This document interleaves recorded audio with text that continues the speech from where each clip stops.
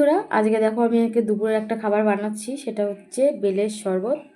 এই যে দেখো একদম দুটো পাকা বেল নিয়ে নিয়েছি। কি বলো তো, এই গরমে একদম খেলে না শরীর মন দুটোই ঠান্ডা হবে। পুরো সিম্পলভাবে করছি আর কি। দেখো এখানে চিনি নিয়েছি, বিট নুন নিয়েছি, আর এই যে ফ্রিজের একদম ঠান্ডা জল দিয়ে বানাবো।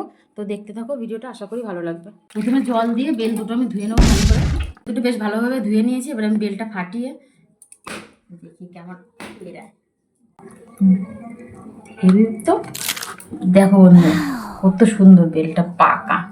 এবার আমি বেলের শ্বাসগুলো এবার বার করে নিচ্ছি। এটা না মানে শরবত ছাড়া এমনি খেতেও ভালো লাগে, যা মিষ্টি না। এবার এই যে ফ্রিজের ঠান্ডা জলটা দিয়ে দিচ্ছি। এবার ভালো করে এইভাবে সব শ্বাসগুলো একদম জলের সাথে মিশে যাবে। ভালো করে দেখো চটকে নিচ্ছি। দেখো বীজগুলো এবার ফেলে দেবো। এই যে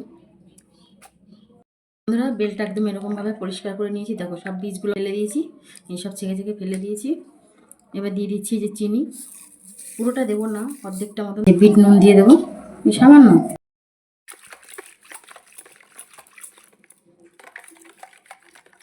তো একটুখানি মিশতে সময় লাগবে। দেখো বন্ধুরা, আমার ছেলের দুষ্টুমি। যে আমি এখন এই শরবত করবো, গ্লাস বেরো করতে গেছি শোকেস দিয়ে, এখন দেখছি আঠা লাগানো না কি। আমি কি ফাটালো, আমাকে বলে কি তুমি ঠিক করে রাখো না, আর শুধু এত ঘর গোছাও, তুমিই করেছো এটা। দেখো আঠা লাগিয়ে এই যে ফাটিয়ে ফেলেছে গ্লাসটা, আর এই আঠা লাগিয়ে এই কাজটা করেছে। এরকম দুষ্টুমি চলে আমার ঘরে। এখন ওকেই দেবো এই গ্লাসটায়। তারপর খেয়ে বলছি কেমন হয়েছে।